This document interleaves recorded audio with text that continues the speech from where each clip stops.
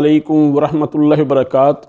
اعوذ باللہ من الشیطان الرجیم، بسم اللہ الرحمن الرحیم۔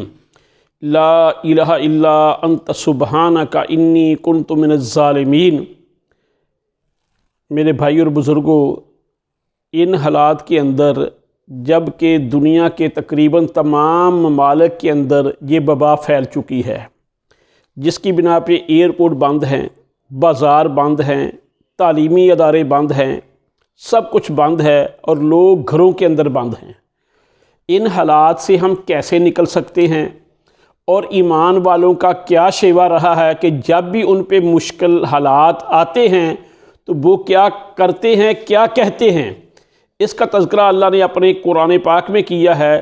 وہ قالو کہتے ہیں انا للہ و انا الیہ راجعون، کہ ہمارا سب کچھ اللہ ہی کا ہے اور ہم سب نے اللہ ہی کی طرف لوٹ کے جانا ہے۔ یعنی اگر زندگی دی تو دی ہوئی اسی کی تھی، حق تو یہ تھا جو ادا نہ ہوا، تو اصل زندگی جو ہے وہ آخرت کی زندگی ہے۔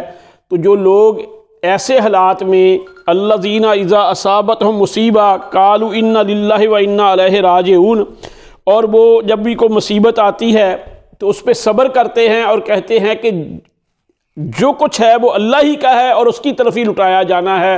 اولئک علیہم صلوات من ربہم، ان کے اوپر اللہ کی طرف سے رحمتیں ہوتی ہیں، برکتیں ہوتی ہیں۔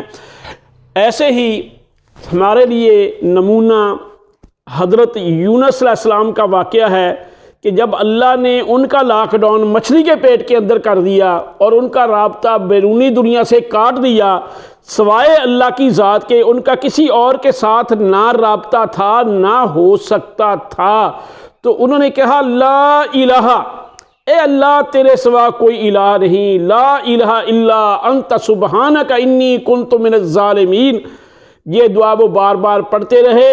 اس کی برکت کی بنا پہ اللہ رب العزت نے انہیں وہاں سے نجات دی، اس لاک ڈاؤن کو ختم کیا، وہ مچھلی کے پیٹ سے باہر آئے، دوبارہ اپنی قوم کے اندر آ کے رہے اور دوبارہ وہ ران کے بحال ہوئیں۔